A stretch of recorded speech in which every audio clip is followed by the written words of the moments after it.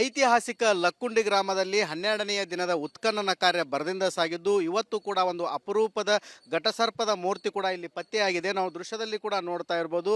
ಏನು ಬಿ ಬ್ಲಾಕ್ನಲ್ಲಿ ಕೂಡ ಉತ್ಖನನ ಮಾಡುವಂಥ ಸಮಯದಲ್ಲಿ 3 ಹೆಡೆಯ ಘಟಸರ್ಪ ಪತ್ತೆಯಾಗಿದೆ. ಇಲ್ಲಿ ನೋಡ್ತಾ ಇರ್ಬೋದು 1, 2, 3 ಇದು ಆದಿಶೇಷನ ಮೂರ್ತಿ ಕೂಡ ಅಂತ ಹೇಳ್ತಾ ಇದ್ದಾರೆ. ವಿಷ್ಣುವಿನ ವಾಹನವಾದಂಥದ್ದು ಆದಿಶೇಷ. ಹೀಗಾಗಿ ಈ ಒಂದು ಮೂರ್ತಿ ಸಿಕ್ಕಿದ್ದಕ್ಕೆ ಸಾಕಷ್ಟು ಕುತೂಹಲ ಕೂಡ ಇಲ್ಲಿ ಎಡೆ ಮಾಡಿಕೊಡ್ತಾ ಇದೆ. ಯಾಕಂತಂದರೆ ಏನು ನಾಗರ ಮೂರ್ತಿಗಳಿರ್ತವೆ ಅದರ ಹಿಂದ್ಗಡೆ ಅದರ ಪಕ್ಕದಲ್ಲಿ ಅಥವಾ ಅದರ ತಳಭಾಗದಲ್ಲಿ ನಿಧಿ ಇರುತ್ತೆ ಅನ್ನೋ ನಂಬಿಕೆಗಳು ಕೂಡ ಇದ್ದಾವೆ. ಹೀಗಾಗಿ ಈ ಬಗ್ಗೆ ಮಾತನಾಡಲು ನಮ್ಮ ಜೊತೆಗೆ ಏನು ಪ್ರವಾಸೋದ್ಯಮದ ಮಿತ್ರರಿದ್ದಾರೆ, ಅವರನ್ನು ಮಾತಾಡ್ಸೋಣ. ಸರ್, ಇದ್ರ ವಿಶೇಷತೆ ಏನಂತೀರಿ? ಸರ್, ಇದು ಹೆಚ್ಚಾನೆಚ್ಚು ನಿಧಿ ಇರುವ ಸ್ಥಳವನ್ನು ಗುರುತಿಸಲಿಕ್ಕೆ ಈ ಘಟಸರ್ಪಗಳನ್ನು ನಾವು ನೋಡ್ಬೋದು. ಇಲ್ಲಿ ತ್ರಿಮುಖಿ, ಪಂಚಮುಖಿ ಮತ್ತು ಸಪ್ತಮುಖಿ ಬರ್ತವೆ. ಇದರ ಮೇಲೆ ಈ ಹೆಡೆಯ ಮೇಲೆ ವಿಷ್ಣುವಿನ ಪಾದ ಕೂಡ ಮೂಡಿರ್ತದೆ. ಹಾಗಾಗಿ ಇದು ವಿಷ್ಣುವಿನ ವಾಹನ ಕೂಡ ಹೌದು. ಇಲ್ಲಿ 3 ರಾಜರು ಪ್ರಮುಖವಾಗಿ ಆಳ್ತಾರೆ. ಮೊದಲನೇದಾಗಿ 10ನೇ ಶತಮಾನದಲ್ಲಿ ಕಲ್ಯಾಣ ಚಾಲುಕ್ಯರದಲ್ಲಿ 101 ದೇವಸ್ಥಾನ, 101 ಬಾವಿಯನ್ನು ಕಟ್ಟಲಿಕ್ಕೆ ಇಲ್ಲಿ ಇದು ಮಾಡಿದಾಗ ಇವರು ಹೆಚ್ಚಾನೆಚ್ಚು ಆದಿಶೇಷನನ್ನು ಪೂಜಿಸ್ತಿದ್ರು. ಯಾಕೆ ಪೂಜಿಸ್ತಿದ್ರು ಅಂದರೆ ಇದು ಲಕ್ಷ್ಮಿಯ ಒಂದು ಹುಂಡಿ ಅಂತ ಹೇಳ್ಬೋದು, ಅಥವಾ ಲಕ್ಷ್ಮಿ ಗುಂಡಿ ಅಂತ ಹೇಳ್ಬೋದು. ಇವತ್ತು ಲಕ್ಕುಂಡಿ ಅಂತ ಇದು ಪರಿವರ್ತನೆ ಆಗಿದೆ. ಇದು 7 ಪುರಗಳನ್ನು ಒಳಗೊಂಡಂಥ ಒಂದು ಊರು ಕೂಡ ಹೌದು. ಈ 7 ಪುರದಲ್ಲಿ ಇಲ್ಲಿ ಹೆಚ್ಚಾನೆಚ್ಚು ಇಲ್ಲಿ ಎಲ್ಲ ದೇವತೆಯನ್ನು ತಮ್ಮ ಇಷ್ಟಾರ್ಥ ದೇವತೆಗಳನ್ನು ಪೂಜಿಸುವಾಗ ನಿಧಿಯ ಸಂಕೇತ ಇದ್ದಲ್ಲಿ ಹೆಚ್ಚಾನೆಚ್ಚು ಈ ಘಟಸರ್ಪದ ಮೂರ್ತಿಯನ್ನು ಅಳವಡಿಸ್ತಾರೆ. ಹಾಗಾಗಿ ಪಂಚಮುಖಿ ಮತ್ತು ತ್ರಿಮುಖಿ ಮತ್ತು ಸಪ್ತಮುಖಿ ಇವು ಘಟಸರ್ಪಗಳು, ಆದಿಶೇಷ ಅಂತ ಇವಕ್ಕೆ ಹೇಳ್ಬೋದು ನಾವು. ಇವು ಮೇಯ್ಲಿಕ್ಕೆ ಹೋದಾಗ ತಮ್ಮಲ್ಲಿರುವಂಥ ಒಂದು ಮಣಿ ಇರ್ತದೆ, ಅದು ರೆಡ್ ಸ್ಟೋನ್ ಅಂತ ಹೇಳ್ತಾರೆ, ಲಾಲ್ ಮಣಿ ಅಂತ ಹೇಳ್ತಾರೆ, ಅದು ನಾಗಮಣಿ ಅಂತೂ ಹೇಳ್ಬೋದು. ಆ ನಾಗಮಣಿಯನ್ನು ತನ್ನ ಒಂದು ಬೈಲಿನಲ್ಲಿ ಇಟ್ಕೊಂಡು ಸುತ್ತಲೂ ಮೇಯ್ತದೆ ಅದರ ಬೆಳಕಿನಲ್ಲಿ. ಅದನ್ನು ಹಿಡಿಲಿಕ್ಕೆ ಯಾರಾದರೂ ಬಂದರೆ ಅವರಿಗೆ ಉಳಿಗಾಲವಿಲ್ಲ, ಅವರು ಸತ್ತೇ ಹೋಗ್ತಾರೆ. ಯಾಕಂದರೆ ಅಷ್ಟು ಸರಳವಾಗಿ ಅದನ್ನು ಯಾರು ತರಲಿಕ್ಕೆ ಸಾಧ್ಯವೇ ಇಲ್ಲ. ಹಾಗಾಗಿ ನಾಗರಾಜನ ಒಂದು ಲಾಲನ್ನು ಯಾರೂ ಮುಟ್ಟುವುದಿಲ್ಲ. ಹೀಗಾಗಿ ಇದು ನಿಧಿ ಇರುವ ಸ್ಥಳವನ್ನು ಹೆಚ್ಚಾನೆಚ್ಚು ಗುರುತಿಸ್ತಂತ ನಾವು ಹೇಳ್ಬೋದು. ಇಲ್ಲಿ ಕಲ್ಯಾಣ ಚಾಲುಕ್ಯರ 101 ದೇವಸ್ಥಾನ, 101 ಬಾವಿಯನ್ನು ಕಟ್ಟಲಿಕ್ಕೆ ಬಂದಾಗೂ ಕೂಡ ಇವರು ನಾಗದೇವತೆಯ ಒಂದು ಆರಾಧಕರಾಗಿ ಹೆಚ್ಚಾನೆಚ್ಚು ಒತ್ತನ್ನು ಕೊಡ್ತಾರೆ. ಮುಂದೆ ಇದು ಜೈನರ ಪಾಲಾದಾಗ ಅವರು 24 ದೇವರನ್ನು ಇಲ್ಲಿ ಪೂಜಿಸ್ತಾರೆ. ಉದಾಹರಣೆ ನೇಮಿನಾಥ, ತೀರ್ಥಂಕ, ಪಾರ್ಶಿನಾಥ, ಬುದ್ಧ, ಜೈ ಇತ್ಯಾದಿಗಳನ್ನು ಅವರು ಇದು ಮಾಡ್ತಾರೆ. ಇಲ್ಲಿ ಕೆಲವು ಬಸದಿಗಳನ್ನು ಕೂಡ ಅವರು ಮಾಡ್ಕೊಳ್ತಾರೆ. ಆದರೆ ಅವರು ಕೂಡ ನಮ್ಮ ಹಿಂದೂ ಸಂಪ್ರದಾಯದ ಪ್ರಕಾರ ಸನಾತನ ಧರ್ಮಕ್ಕೆ ಒಳಗೊಂಡು ಈ ಒಂದು ನಾಗದೇವತೆಯನ್ನು ಪೂಜೆಯನ್ನು ಮಾಡ್ತಾರೆ. ಯಾಕೆ ಮಾಡ್ತಾರೆ ಅಂದರೆ ಇದು ನಿಧಿ ಇರುವಂಥ ಒಂದು ಸ್ಥಳ ಆಗ್ತದೆ. ದೇವಸ್ಥಾನದ ತಳಗಡೆ ಅಂದರೆ ನಿಧಿ ಇಟ್ಟದ್ರ ಮೇಲ್ಗಡೆ ನಾಗಮೂರ್ತಿಗಳು ಪ್ರತಿಷ್ಠಾಪನೆ ಮಾಡಿರ್ತಾರೆ, ಹೆಚ್ಚು ಸ್ಥಾಪನೆಯನ್ನು ಮಾಡಿರ್ತಾರೆ, ಅಂದ್ರೆ ಅದರ ಸಂಕೇತ. ಆಮೇಲೆ ಇಲ್ಲಿ ಏನಾಗುತ್ತೆ, 12ನೇ ಶತಮಾನದಲ್ಲಿ ಬಿಟ್ಟಿ ದೇವ ಜೈನರ ದೊರೆನೇ ಅವನು ಕೂಡ ತನ್ನ ಹೆಸರನ್ನು ಬದಲಾವಣೆ ಮಾಡಿಕೊಂಡು ಲಕ್ಷ್ಮಿ ಎಂಬ ಹುಡುಗಿಯನ್ನು ಇಲ್ಲಿ ಮದುವೆಯನ್ನು ಮಾಡಿಕೊಂಡು ಆ ಲಕ್ಷ್ಮಿಯ ಒಂದು ಆರಾಧಕ ದೈವ ಯಾವುದಂದರೆ ಶಿವ. ಹಾಗಾಗಿ ಶಿವನನ್ನು ಪೂಜೆ ಮಾಡಿ ಎಲ್ಲ ಗುಡಿಗಳಲ್ಲಿ ಶಿವನ ಒಂದು ಲಿಂಗವನ್ನು ಸ್ಥಾಪನೆ ಮಾಡ್ತಾನೆ. ಹಾಗಾಗಿ ನನ್ನೇಶ್ವರ, ಕಾಶಿ ವಿಶ್ವನಾಥ, ಮಾಣಿಕೇಶ್ವರ ಈ ರೀತಿ ಇತ್ಯಾದಿ ಲಿಂಗುಗಳನ್ನು ಇದು ಮಾಡ್ತಾನೆ.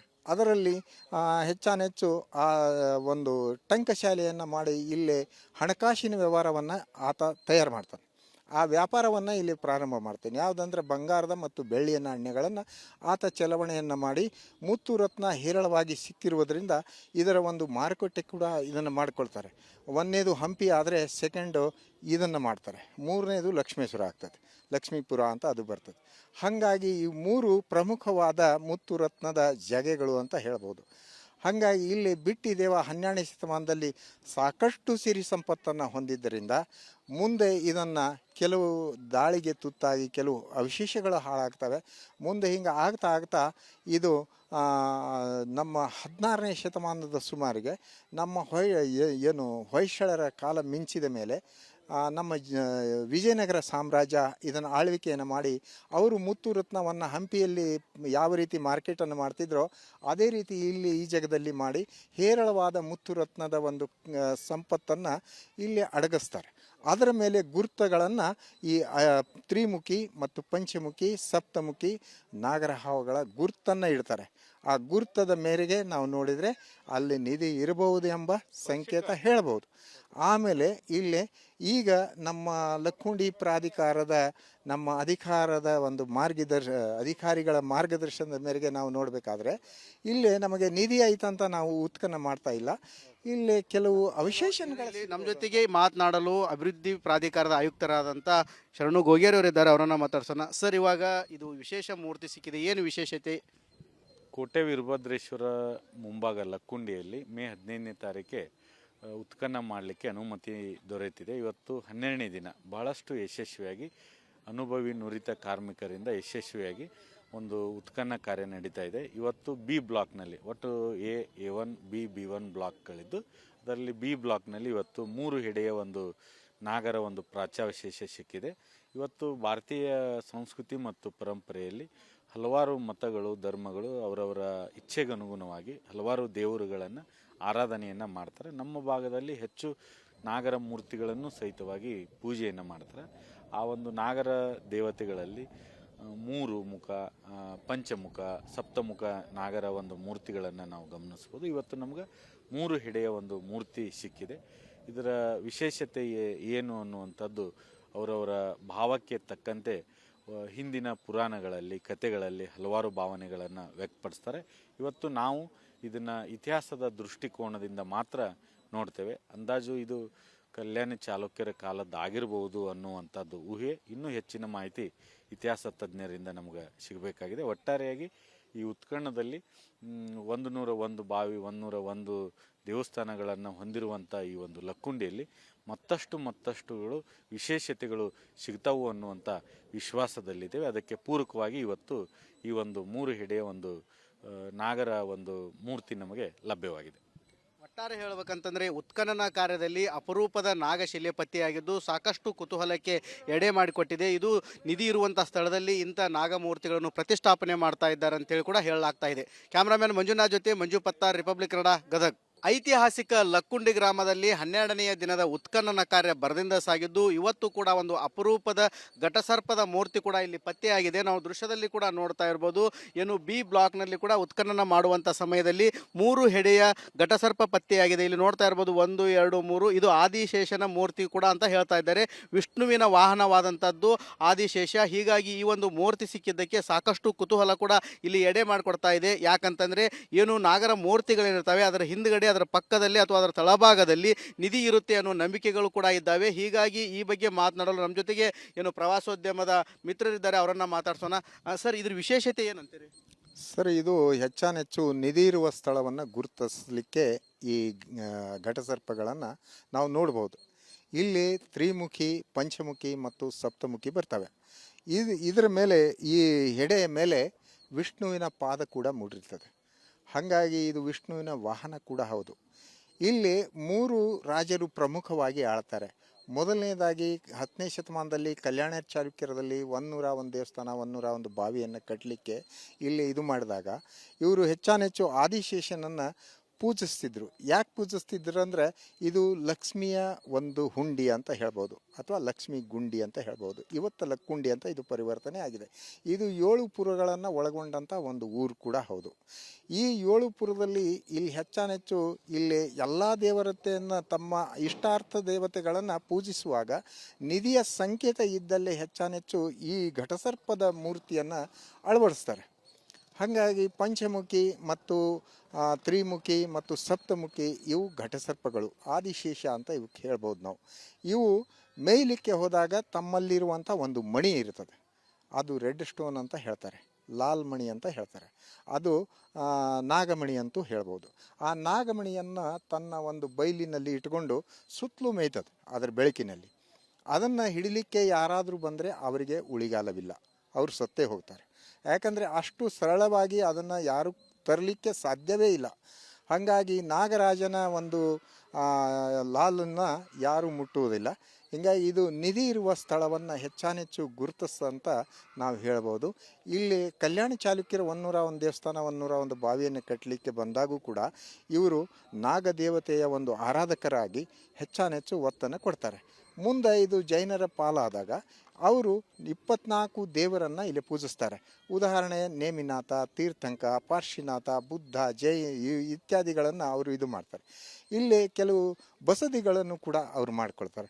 ಆದರೆ ಅವರು ಕೂಡ ನಮ್ಮ ಹಿಂದೂ ಸಂಪ್ರದಾಯದ ಪ್ರಕಾರ ಸನಾತನ ಧರ್ಮಕ್ಕೆ ಒಳಗೊಂಡು ಈ ಒಂದು ನಾಗದೇವತೆಯನ್ನು ಪೂಜೆಯನ್ನು ಮಾಡ್ತಾರೆ.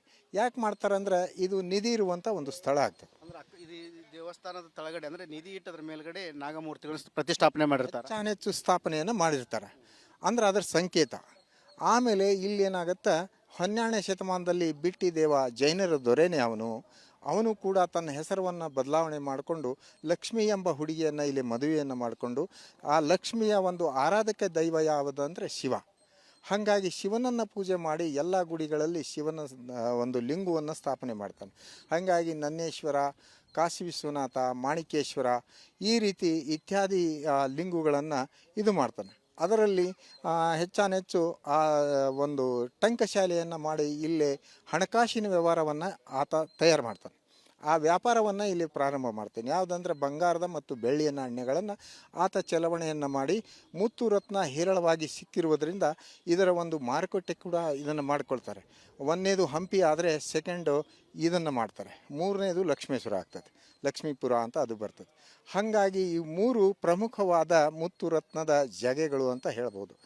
ಹಾಗಾಗಿ ಇಲ್ಲಿ ಬಿಟ್ಟಿ ದೇವ 12ನೇ ಶತಮಾನದಲ್ಲಿ ಸಾಕಷ್ಟು ಸಿರಿ ಸಂಪತ್ತನ್ನು ಹೊಂದಿದ್ದರಿಂದ ಮುಂದೆ ಇದನ್ನು ಕೆಲವು ದಾಳಿಗೆ ತುತ್ತಾಗಿ ಕೆಲವು ಅವಶೇಷಗಳು ಹಾಳಾಗ್ತವೆ.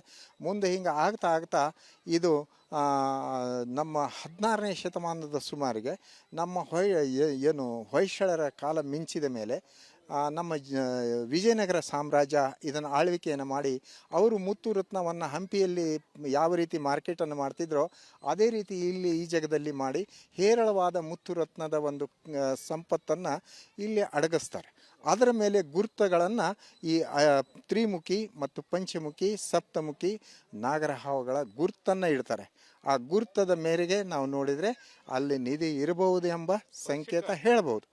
ಆಮೇಲೆ ಇಲ್ಲಿ ಈಗ ನಮ್ಮ ಲಕ್ಕುಂಡಿ ಪ್ರಾಧಿಕಾರದ ನಮ್ಮ ಅಧಿಕಾರದ ಒಂದು ಅಧಿಕಾರಿಗಳ ಮಾರ್ಗದರ್ಶನದ ಮೇರೆಗೆ ನಾವು ನೋಡಬೇಕಾದ್ರೆ ಇಲ್ಲಿ ನಮಗೆ ನಿಧಿ ಆಯ್ತಂತ ನಾವು ಉತ್ಖನನ ಮಾಡ್ತಾ ಇಲ್ಲ.